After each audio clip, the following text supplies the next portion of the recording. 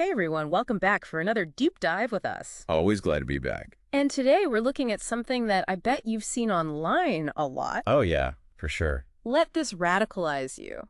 That's the one. Now it sounds intense, right? Like a call to action. Definitely has that energy to it. But then when you look at what people are actually doing after seeing that phrase, Yeah. not exactly storming the Capitol building. Right? Okay? Right? It's more like signing a petition or something. Exactly. Yeah. So how do we unpack this? How does this intense phrase end up encouraging pretty tame actions? It's interesting, right? Like the word radicalize. I mean, when you see it on social media, it has a very different meaning than maybe what you'd see like in a textbook or a journal article. Yeah, and looking at all the stuff we read for this deep dive, it seems like there are three main ways people are using this phrase. Three main interpretations. Yeah, so sometimes it's like a call to be more critical, Okay. like be more aware of the systems around you and how they work. To question things more deeply. Exactly. Then there's this other interpretation where it's about like channeling your frustration. Oh, yeah, like harnessing that energy. Yeah, and doing something productive with it. Like getting involved maybe in your local community Yeah. or even like joining a political organization. Right, so taking action instead of just being mad about it. That's a good way to put it, yeah. And then the simplest interpretation is just like a wake-up call to like stop being so apathetic and do something. Okay. So rejecting apathy. Yeah, like Yeah. even if it's just like reading more about an issue to get informed. Right, to become more aware. And you know what's so interesting is how the meaning of let this radicalize you changes. Oh, yeah, for sure. Like depending on what it's attached to. Absolutely. So like if you see let this radicalize you on a post about your city council election, Yeah. it hits different than, let's say, a post about like climate change or human rights abuses. Right. Totally different context. And that's where I think this idea of Twitter baiting comes in. Oh, yeah. Like sometimes it feels less about revolution Mhm. and more about just grabbing your attention. Yeah, just cutting through all that noise on social Yeah, media. Just yeah. like, hey, look at this. You have to stop scrolling for a second. That's a big part of it. And it's interesting because, like you were saying before, Yeah. it's not always about like totally changing the system. Right. Sometimes it's just like, hey, sign this petition or think about where you're buying your clothes from. Or even just like vote for this person. Exactly. Those smaller actions. Yeah, and then sometimes it feels like it's more about just signaling. Signaling. Yeah, like which side you're on politically. Oh, I see. Like a super quick way to say these are my values. Without having to write a whole essay. Exactly. Oh, that's interesting. But that brings up this idea that we saw in a lot of the articles and books we read for this yeah. about performative solidarity. So like activism, that's more about appearances than about actually making a difference. That's it. Yeah, that makes sense. Like it's so easy to retweet something, but does that actually like translate into real change in the world? Right. It makes you think about like what real change actually requires. It does. And, you know, it made me think back to like all the major revolutions in history. Right. Yeah. People were risking their lives and their freedom. Definitely a different level of commitment. Totally. Yeah. And it wasn't just about posting something online. It was about putting in the work. Right. Taking action in a really concrete way. So it's making me think about this gap between just like looking like you care versus actually like rolling up your sleeves and doing something about it. I see. So the difference between appearance and action. That's it. And it seems like a lot of these articles and books are really pushing us to think about that. To examine those motivations. Yeah, like, okay, awareness is great, but what are you going to do about this in the real world? What are those concrete steps?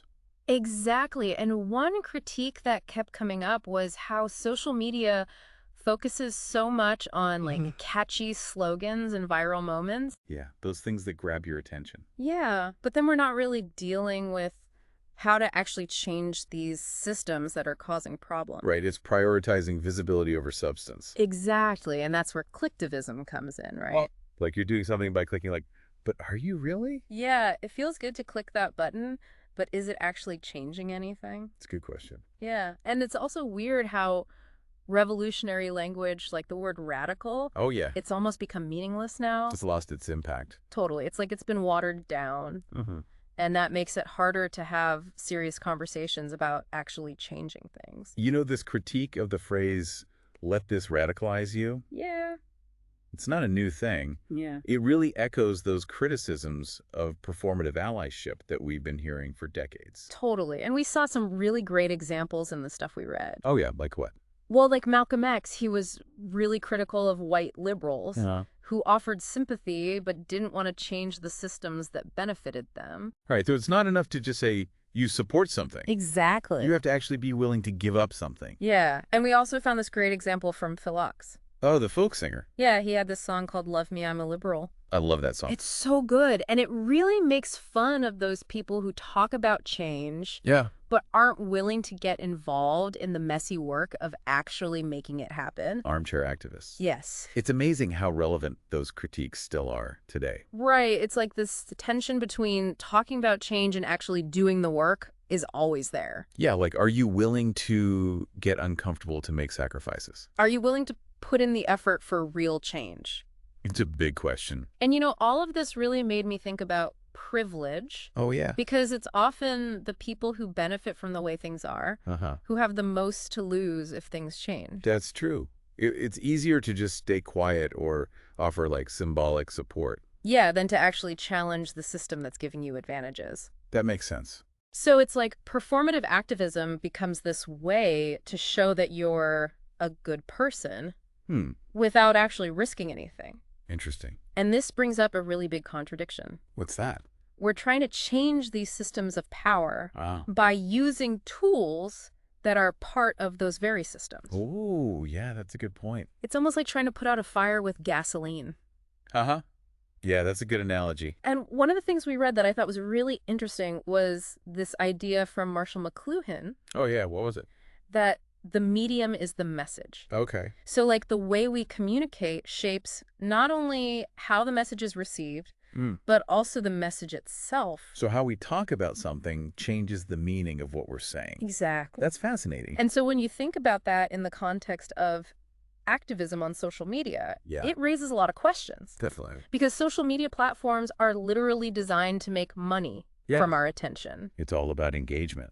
Right. And so everything, even like revolutionary ideas, it all becomes content. Content competing for likes and shares. Exactly. It's all part of the same system. Yeah. And it's not just that the platforms themselves are owned by these huge corporations. Right, with tons of power. And their whole business model depends on keeping things the way they are. Whoa.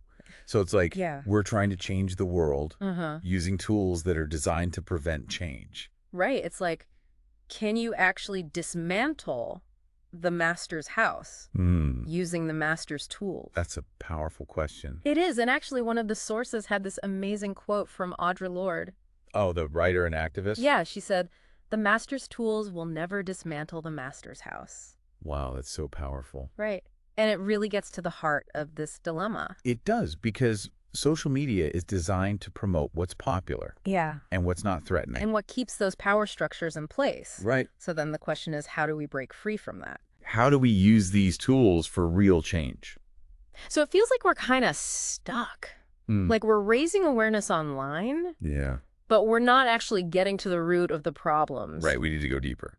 But luckily, a lot of the sources we read offered some solutions. Oh, that's good to hear. Yeah, so like, how can we use these online tools in a way that actually makes a difference? That's the million-dollar question. One thing that kept coming up was this idea of using social media to build communities that then mobilize for offline action. So it's about using the online space to connect people who have shared goals. Exactly. And then taking those connections into the real world. So it's not just about awareness anymore, it's about actually organizing people. Yeah, and giving them the tools to make a difference. So it's like social media becomes this jumping off point. I like that analogy. To get people to do stuff in the real world. Yeah, like think about the Arab Spring. Oh, yeah. Or the Black Lives Matter movement. Social media played a huge role in those. People were able to share information. Yeah. Coordinate their efforts. And get around traditional media. Which sometimes ignores these movements. Right, and those movements showed the power of social media. Yeah, to bring people together. And create real change. So those are some good examples, but were there any other ways that people are using these platforms effectively? One really important strategy is to amplify the voices. Okay. That are often ignored by mainstream media. So like giving a platform to people who aren't usually heard. Exactly, and that can shift public opinion raise awareness about critical issues. They'll build momentum for change. And, a great example of this is the Me Too movement. Oh, yeah, that's a good one. It started online, As a hashtag. right? And it became this global movement Uh-huh. that changed the way we talk about sexual harassment and assault. Yeah, and even though it was controversial, Oh, for sure. it definitely had an impact. No doubt about it. But, we were talking earlier about how these platforms aren't neutral. Right. They have their own agenda. No, so how are activists dealing with those algorithms that sometimes prioritize the status quo? Well, one thing they're doing is becoming more strategic Okay. about how they use hashtags and keywords. So they're like learning how to play the game Yeah. so that their message actually gets seen. That's a big part of it. And some activists are actually stepping outside of those mainstream platforms altogether. Oh, really? Yeah, they're building their own. That's so cool. Yeah, it's pretty amazing. So they have more control. Exactly. They're not subject to the same rules and algorithms. So it's about creating alternatives Yeah, to the systems that we're trying to change. that's a really powerful idea. But even when using these alternative platforms, online activism can't be the only solution, right? Definitely not. Yeah. It has to be connected to real-world action. So like what kinds of things? Well, things like organizing protests, participating in direct action campaigns, or even just building mutual aid networks in your community. So it's about taking those online conversations Yeah. and turning them into concrete actions. Because social media can amplify our message, but it can't replace the hard work of building movements. And creating change in the real world. Exactly. We have to get our hands dirty. I like that. So social media is like one tool Yeah. in a much bigger toolbox. That's a good way to think about it. What else should we keep in mind when it comes to online activism? One thing that's really important Yeah. is to develop a critical lens. What do you mean? Well, we need to remember that not everything we see online is true. Oh, yeah. There's so much misinformation out there. Exactly. And it can be hard to tell what's real and what's not. So we need to be careful about what we believe. Absolutely. And we need to be aware of the potential for manipulation. Like that performative allyship we were talking about. Exactly. It's easy to get caught up in the hype and think that we're making a difference. But we might not be. That's the danger of social media. It can create this illusion of progress. Yeah, we might feel good about liking and sharing posts, Yeah. but are we actually addressing the root causes of injustice? That's a good question. So how do we know if our online actions are actually leading to meaningful change? That's a tough one. But here's some questions to ask yourself. Okay. I'm listening. What are the concrete actions being taken? Okay. Who is benefiting from this campaign or movement? And am I actually contributing to meaningful change or just perpetuating the illusion of progress? Those are some really good questions. And tough questions. Yeah, but important ones. And sometimes the most radical thing we can do Oh, yeah. is to log off. To step away from the computer. Yeah, to disconnect from the constant barrage of information. And the noise. Exactly. To give ourselves time to think critically and engage in offline organizing. That's about reconnecting with Yeah. our communities. Our values. And our commitment to creating a better world. Exactly. And recognizing that social media can be a distraction. Yeah. And even a tool for division. That's a good point. Yeah. So as we wrap up this part of our deep dive, Yeah. what's the main thing our listeners should be thinking about? I think the most important takeaway is that social media is a tool. Okay. It can be used for good or for evil, for liberation or for oppression. It all depends on how we choose to use it. All right, so we're back. And Yeah. we've talked about a lot of the problems with online activism. Yeah, some of the downsides. But we don't want to be all doom and gloom Definitely not. because there's also a lot of really great stuff happening online too. So much good stuff. Yeah, so let's focus on that. Okay, I like it. Like, what are some ways that activists are using social media to actually make a difference? And maybe even like hack the system a little bit. Exactly. Well, one really interesting tactic is using humor Oh, yeah. and satire Uh-huh. to reach a wider audience and kind of slip past those algorithms.